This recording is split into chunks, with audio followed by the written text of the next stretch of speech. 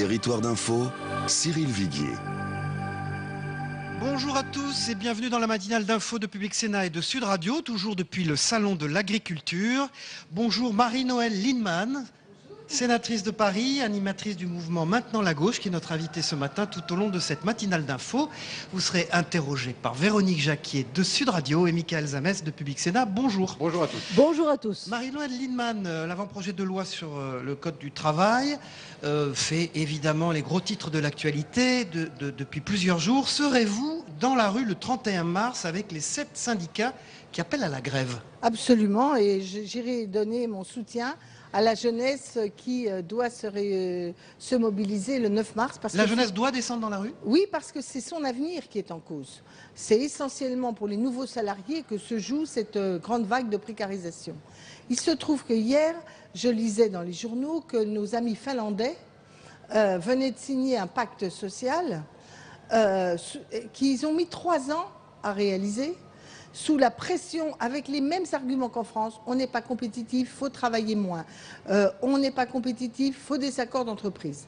Ils ont fait un accord qui d'ailleurs fait grincer des dents même chez leurs syndicats, mais quand vous regardez ce qu'ils ont mis dans l'accord, c'est à des années-lumière de la déstructuration de notre modèle social. Je prends un exemple, ils n'ont pas accepté de généraliser les accords d'entreprise parce qu'ils ont dit, comme nous le disons, c'est le dumping social à l'intérieur de notre pays. Et déjà, nous nous battons contre le dumping social externe. Et puis si tous les pays ils vont dans la baisse du standard social, eh ben c'est sans fin. C'est sans fin, alors qu'on aurait besoin en Europe d'un socle social qui soutienne le pouvoir d'achat, les compétences et qui permette d'avoir une croissance raisonnable. Véronique Jacquier. Vous demandez le retrait du projet de loi travail ? Oui, parce que je ne dis pas du tout qu'il ne faut pas revoir notre code du travail. En particulier, il est vrai que l'évolution avec le numérique modifie quand même un certain rapport au travail. Il y a des choses comme par exemple l'obligation... Le forfait jour. Non, le forfait jour, ça c'est plus compliqué parce que ça dépend des qualifications. Il y a aussi moyen, même dans le cadre d'un travail plus flexible, de tenir compte du travail. Parce que le forfait jour, c'est la suppression des heures supplémentaires, donc la baisse salariale pour les gens. Mais je pense particulier à l'obligation de débrancher. Vous voyez, bon, il y a aussi, par exemple, à requalifier certains contrats d'indépendants en contrat de travail, mais en même temps ne pas tomber dans l'idée que tout va être hyper salarié. Donc il y a vraiment un vrai travail à faire. Donc moi ce que je propose, c'est qu'on l'abandonne et qu'on remette au travail un dialogue social sur quels sont les points clés qui pourraient d'abord faire consensus vite, et ensuite ceux où il faut un équilibre d'ensemble. Avec la jeunesse dans la rue, Michael Zamès. vous pensez que ça peut se terminer comme le CPE de l'époque de Dominique de Villepin ? Écoutez, je n'en sais rien. Je pense que la société française est aujourd'hui dans une situation de doute profond sur son avenir, d'inquiétude, et d'une certaine façon, je ne sais pas encore si le réveil de cette société en se prolongeant positivement dans l'avenir et pas simplement en étant en résistance, résignée, ça, je ne suis pas capable de le dire aujourd'hui. Vous savez, dans ce pays, beaucoup d'inattendus peuvent avoir lieu. En tout cas, la colère est là, le désespoir d'une partie de la jeunesse aussi, le doute sur nous-mêmes. Et ça, c'est très malsain dans notre société. Il faut remédier à cela. Mais la méthode du gouvernement, parce que le gouvernement essaye quand même de réformer notre pays, la méthode du gouvernement, c'est-à-dire entamer un dialogue avec les partenaires sociaux, se donner 15 jours pour revoir le texte. Non, Quelque chose trouve grâce à vos yeux. Vous vous rendez compte que quand on fait la révision du Code du travail, au point de remettre en cause le contrat de travail individuel, parce que de façon indirecte, les conditions de licenciement vont permettre de remettre en cause le contrat de travail individuel. Franchement, il faut 15 jours de négociation. Vous savez, moi, j'appelle pas ça de la réforme, j'appelle ça du bougisme. On bouge, on dit qu'on va réformer. Il vaut mieux prendre du temps et bien changer les structures avec un large accord dans la population, plutôt que d'essayer de faire croire qu'on va réformer à la schlag. Je suis autoritaire. Alors quand vous dites réformer à la schlag, vous visez Manuel Valls, sa méthode a atteint ses limites ? Ah oui, mais en fait, depuis le début, cette espèce de coup de menton permanent pour se donner une image plutôt que de transformer en profondeur les relations dans le pays, vous le savez bien, je l'ai condamné depuis le début. Ça n'est pas une méthode de gouvernement. Aujourd'hui, on a besoin... Il est le seul responsable. Vous ne mettez pas François Hollande dans le même panier? Moi, je ne fais pas partie de ceux qui disent « Ah, tout est de la faute de Valls Ouais. ». Non, le choix, c'est le président de la République. Donc c'est de la faute de François Hollande? C'est de la faute. Il a fait des erreurs depuis le début. C'est une son question de quinquennat. timing aussi, de timing Non, dans le c'est une quinquennat. question de choix stratégique. À partir du moment où vous n'avez pas une stratégie de croissance, réformer le pays dans la pénurie, le chômage de masse, les difficultés qui s'amoncellent, le pouvoir d'achat qui est rogné, eh ben, ça n'est pas facile à faire et ça va en plus à rebours, surtout quand c'est pour consolider la politique qui vous a amené là où vous êtes. Moi, je pense qu'au contraire, il fallait prendre le train qu'on avait défini au Bourget, y aller, si je puis dire, avec la force tranquille, faire des réformes à chaque étape allant dans ce sens. On n'a pas fait celles qu'on a annoncées. Celles qu'on a faites ne correspondent pas à l'attente des Français. Il fallait les faire tout de suite. Il fallait faire tout de suite au début du quinquennat. Il fallait faire tout de suite, par exemple, la réforme fiscale. Il fallait faire tout de suite une stratégie industrielle de relance. On nous dit le crédit compétitivité emploi et tout le Bataclan, le pacte de responsabilité. On a perdu 1400 sites industriels l'an dernier. Bon, j'ai vu par exemple la papeterie à Docelles, puisqu'on parle des territoires dans les Vosges, qui est une papeterie qui est hyper moderne, qui avait plein d'investissements, mais la grande multinationale américaine voulait redéployer son activité. On n'a pas été foutu de la transformer en coopérative, alors que les salariés étaient prêts et avaient les compétences. Vous dites que d'une part, François Hollande n'a pas tenu ses engagements du Bourget, mais qu'il a trahi la gauche? Bon, en tout cas, il ne mène pas une politique de gauche. Vous savez, moi, je ne mets pas les anathèmes, traîtres, pendus, machin. Mais Non, Marie-Noëlle il n'a Lienemann, pas mené une politique de gauche. Emmanuel Je ne crois pas être la Macron- seule à le penser. Vous prenez tous les sondages, les Français le disent. Et Marie- même sans les sondages. Marie-Noëlle Véronique Lienemann, Jacquier. Emmanuel Macron, qui évidemment a pris la défense du projet de loi travail, dit « Nous sommes nous aussi la gauche ». Ah ben, moi, je ne dénie à personne d'être la gauche. Je constate que le peuple de gauche ne se retrouve pas dans sa politique. Et donc, on peut toujours se proclamer de gauche. D'ailleurs, moi, j'en ai rien à faire, si je puis dire, que de savoir si plus à gauche que moi tu meurs ou pas. Moi, ce que je juge, c'est est-ce qu'on est dans une stratégie qui est conforme à ce qu'on a dit aux Français et qui incarnait la gauche contemporaine. Je constate que non. Et d'ailleurs, pour ma part, je ne rentre pas dans le petit jeu là qu'on nous fait croire. Quel petit jeu, madame Le petit Lienemann? jeu qui serait de dire « Oh, tout est de la faute de Valls ». Mais si on avait Macron, le jeune Macron, c'est pareil pour vous entouré de jeunes de gauche... Mais vous avez vu, il lance son micro-parti, donc ça veut dire que lui aussi se prépare? Bah, écoutez, justement, c'est ce que je voulais dire. Est-ce que vraiment la priorité aujourd'hui, c'est des effets de cours et de commencer à se préparer uniquement pour la présidentielle au cas où, si jamais je suppute? Les Français ont besoin de gens qui tiennent leur cap, qui savent ce qu'ils veulent défendre, qui sont prêts à travailler avec d'autres pour élargir le point de vue, mais qui ont un cap stratégique. Mais alors, qui dans votre gauche incarne cela? Parce que vous faites partie d'un courant maintenant, la gauche, qui veut être force de proposition, mais où sont les Eh leaders? ben, écoutez, il y a nous, on demande des primaires. Pourquoi? Parce qu'il faut qu'au moment des primaires s'incarnent des personnes et des propositions. Vous ne pouvez pas séparer l'un et l'autre. Et là, les électeurs qui seront aux primaires pourront choisir. Moi, j'ai caché à personne que j'étais prête à être candidate et que je serai candidate s'il y a des primaires. Mais pour moi, la priorité, c'est qu'il y ait des primaires. Deux, vous savez, je me méfie de ces incarnations personnelles. La Ve République nous fait croire cela. Quel est le camp aujourd'hui qui a l'homme providentiel? Personne. On voit l'état de la droite, on voit l'état de la gauche. N'est-il pas temps de se poser la question d'une réorganisation de nos institutions, pas l'an 01, mais par exemple, ne serait-ce que changer le mode de scrutin à l'Assemblée nationale, faire que vous n'ayez pas des partis godillots, mais des alliances avec une proportionnelle correcte, donner à l'Assemblée des pouvoirs, supprimer ce 49.3 qui fait passer toute une série de choses. Vous changez complètement l'esprit de la Ve République. Ah vous ben, voulez une 6e République? Qu'elle s'appelle 5. Moi, j'ai toujours dit que depuis 92, je plaide pour une 6e. Mais franchement, c'est pas le nom qui compte. Parce que ce que je ne veux pas faire croire, c'est qu'on va partir de zéro. Il faut modifier celle qu'on a pour faire basculer vers du parlementarisme. Marie-Noëlle Lienemann, notre invitée ce matin. En tout cas, François Hollande vous a répondu par avance dans Elle cette semaine, puisqu'il dit qu'il est toujours socialiste, déjà. Ouais, très bien, Bon. pourvu que ça dure. Deuxièmement, il se dit féministe. Est-ce que ça vous a surpris, cette interview dans Elle? Est-ce le bon timing, au fond, pour donner une interview dans Elle, voilà, dans la configuration politique actuelle? Vous savez, je crois qu'on ferait mieux... C'est de la communication? J'ai un peu l'impression, parce que je n'ai pas vu de message politique particulièrement dense. Par exemple, sur la question du féminisme, on va bientôt être à la veille du 8 mars. Peut-être là, faut-il se poser la question de revoir certaines lois. Je pense Laquelle? les violences faites aux femmes, par exemple. Et puis, la loi El Khomri. Vous regardez qui sont les salariés qui sont en CDD court, soi-disant que l'accord interprofessionnel allait réduire les CDD courts. 80% de femmes. Donc, si on veut améliorer le sort des femmes, il faut d'abord améliorer le sort des salariés et des salariés précaires pour qu'elles puissent vivre dignement de leur travail.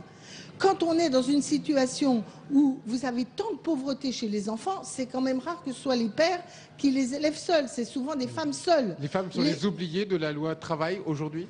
Elles sont les victimes de la loi travail aujourd'hui. Elles sont aussi les oubliées de l'absence de réforme fiscale qui fait qu'on devrait pouvoir renforcer, notamment pour une stratégie de relance de l'activité, toutes les prestations liées à l'enfant sous conditions de ressources, parce qu'aujourd'hui, la pauvreté des enfants, c'est une bombe à retardement dans la France contemporaine. On dirait que vous cognez, hein, Marie-Noëlle Lienemann, ce matin. Vous cognez les jeunes, les femmes. Enfin, je ne connais pas eux. Beaucoup. Je ne connais pas eux. Je connais la politique en la leur politique du direction. gouvernement sur ces catégories Écoutez, sociales. moi, je regarde les faits. Vous savez, il y a une chose qui m'a beaucoup frappée, parce que je l'ai découverte récemment. On faisait le bilan de François Mitterrand, l'archaïque François Mitterrand. La France était au 2e rang de l'indice de développement humain de l'ONU en 1995. On était 2e dans le monde. On est 22e aujourd'hui. Et l'an dernier, on était 20e. Donc on recule tous les jours sur l'indice de développement humain. Bonjour le pays, bonjour la gauche. Il faut quand même se révolter et surtout proposer. Et vous étiez une ministre de François Mitterrand, Véronique Jacquier. Mais aussi de Lionel Jospin. Alors, dans l'entretien accordé à elle, François Hollande annonce qu'il change le nom du ministère de la Famille pour l'appeler le ministère des Familles. Ça vous semble important? C'est satisfaisant? Fondamental, ça vous a pas échappé. Vous savez, toutes ces histoires de noms, technicien de surface, on entendait C'est tout ça. Non, un coq, franchement. on est au salon de l'agriculture. Par ailleurs, non, Normal. mais c'est pas le technicien de surface, le coq, parce que lui, il salit plus qu'il ne nettoie. Comment? Non, franchement, bon, ça va changer quoi? Bien sûr qu'on reconnaît les familles avec les enfants adoptés par les couples homosexuels, mais Ça ne sert à rien? Ben non. Voilà. C'est vrai. Je ne pense que ça. Enfin, qu'est-ce que ça va changer de s'appeler la Un famille? effet de langage.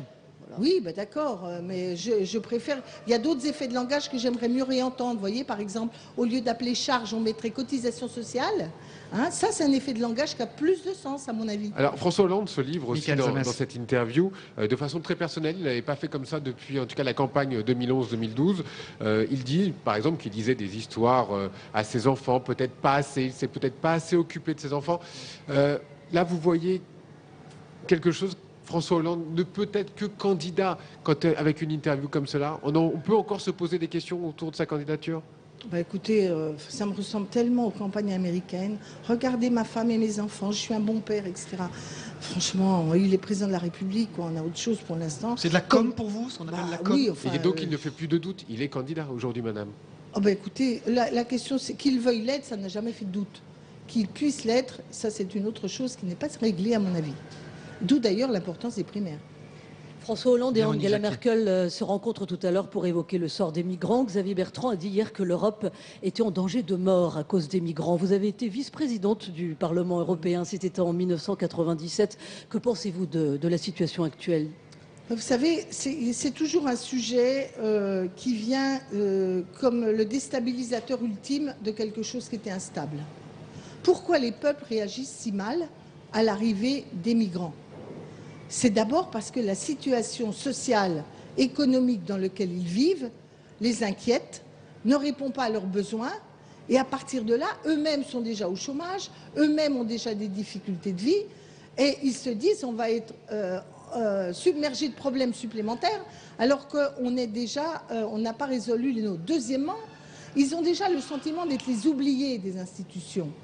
Et ils ont l'impression qu'eux vont rester les oubliés et qu'on ferait un pont, ce qui est totalement faux. Mais ensuite, dans il y a la une politique, psychologie il y a aussi européenne- une politique qui montre ses limites. On l'a vu hier avec l'entretien Cameron-Hollande et Cameron qui propose une aide financière. On sait que c'est pas suffisant Mais pour bien sûr, caler. mais comment la France a pu accepter, alors là c'est pas François Hollande, comment a-t-on pu accepter d'être les gendarmes, les policiers en lieu et place de la Grande-Bretagne?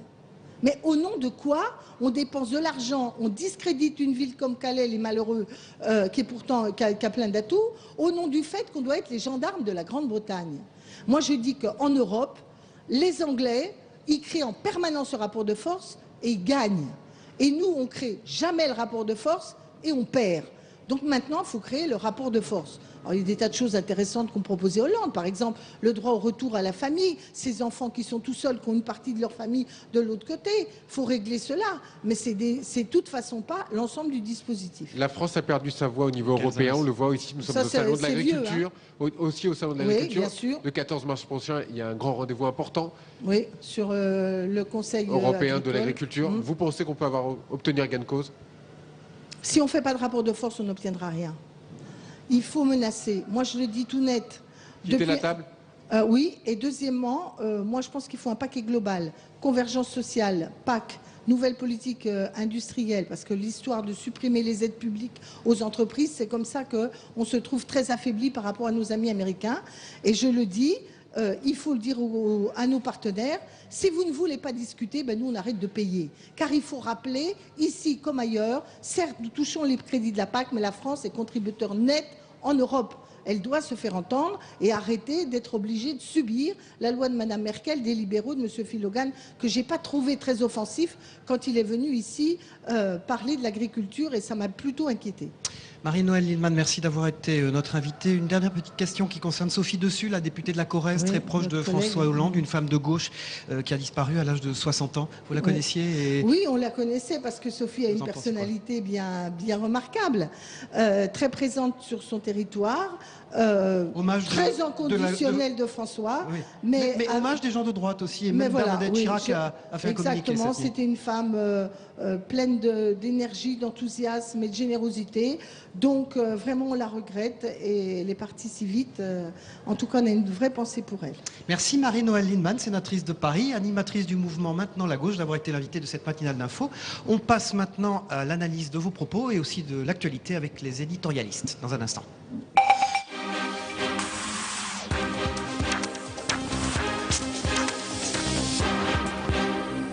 Voilà, en direct du Salon de l'Agriculture pour la matinale d'info de Public Sénat et de Sud Radio, j'accueille Yves Tréhard du Figaro. Bonjour Yves. Bonjour Cyril, vous voulez pas que je fasse le coq? On n'en a pas besoin, vous avez vu, ils sont vraiment là. Hein. Et Denis Caro qui dirige la rédaction de Nice Matin. Bonjour Denis, merci d'être avec nous. On démarre ce débrief à la fois des propos de Marie-Noëlle Lienemann et puis de l'actualité avec le fait qu'elle sera dans la rue. Elle l'a dit aux côtés des 7 syndicats. Marie-Noëlle Lienemann. C'est pas un scoop, hein? Non, c'est pas un scoop, mais... Tout ce qu'elle a dit ce matin est assez conforme à sa philosophie, à ce qu'elle a toujours dit.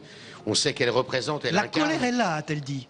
La colère est là, c'est elle qui le dit. C'est vrai qu'on voit que le peuple de gauche, on n'a jamais su ce que c'était que le peuple de gauche, précisément d'ailleurs. C'est qui le peuple de gauche? Elle veut l'incarner en tout cas. Si Denis, vous savez le peuple de gauche? Non, j'ai pas d'informations. C'est ceux qui sont dans la rue dès qu'il se passe quelque chose, dès que la France prétend changer. Donc, ou veut, où il y a un changement, si vous voulez. Alors, est-ce que ce sont ceux qui sont les défenseurs des droits acquis, c'est-à-dire des conservateurs finalement, ou le peuple de gauche, est-ce que c'est celui qui justement eh bien, souhaiterait que la France soit différemment? J'en sais rien. Toujours est-il que Marie-Noëlle Lienemann est absolument conforme à tout ce qu'elle a toujours pensé. On ne peut pas lui faire ce procès-là. Mais c'est bien d'être comme ça en politique.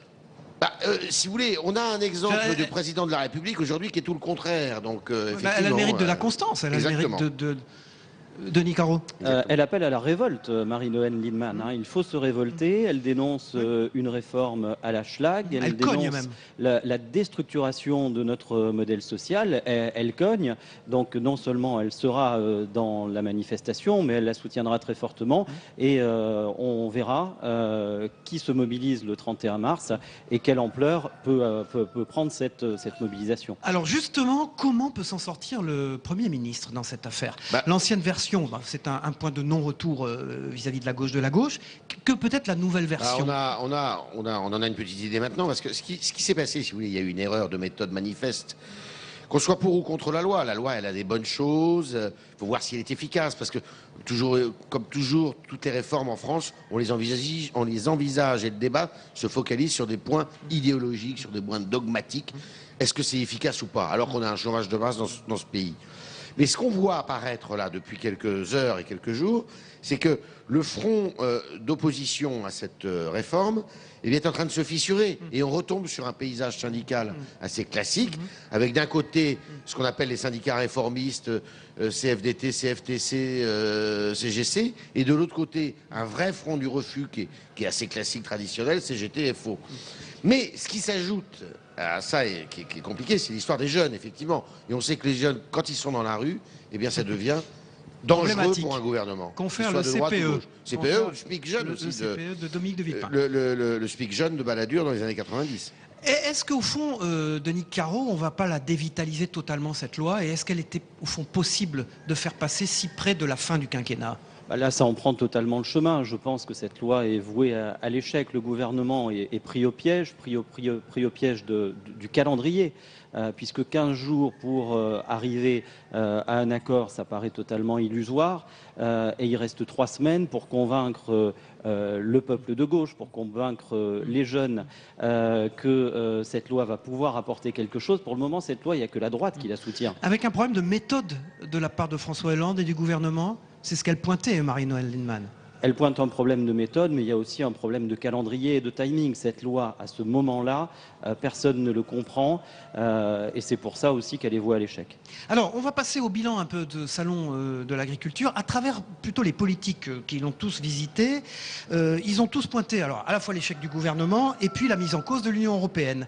Ils demandent tous qu'on la réoriente politiquement, cette politique. Mais enfin bon, ils sont bien gentils, nos amis, et responsables politiques qui prétendent nous représenter, mais ils pensent agriculture quand il y a le salon de l'agriculture. En gros, on les voit ici, on préférerait qu'ils soient un peu plus présents dans les débats. La politique agricole commune, la PAC, la fameuse PAC dont la France a tant bénéficié, il faut quand même le dire, hein. La PAC, ça représentait 75% à un moment, il y a longtemps, du budget de l'Union européenne. Eh bien, on savait qu'elle allait être réformée, on savait, c'était prévu, c'était écrit, qu'en 2014, la politique agricole commune serait bouleversée. Qu'est-ce qu'ils ont fait pour prévenir ça, pour anticiper? Ils n'ont rien fait. La chute des cours, que ce soit celle du lait, celle du porc, ils pouvaient anticiper aussi. Ils n'ont rien fait. Alors, on peut faire le mariole et on peut faire le beau, aller serrer des mains pendant des heures et des heures au salon de l'agriculture, tant qu'on n'anticipe pas et qu'on n'a pas une réflexion sur ce que doit être l'agriculture française de demain, qui est un pays, on ne peut plus agricole, la France, eh bien, c'est pas sérieux, c'est absolument pas sérieux. Denis Caro. C'est des questions qui sont dans l'actualité 10 jours par an, hein, avec le salon de l'agriculture. Et on voit. Oui, mais c'est des séquences de communication fortes sûr, aussi. Et on il y a trop de communication politique. Il faut faire de la politique. Alors là, vous allez être déçu avec ce qui arrive. Vous allez être déçu avec ce qui arrive. Alors, on voit surtout que ça reste un formidable baromètre de la popularité des politiques. C'est totalement éclairant.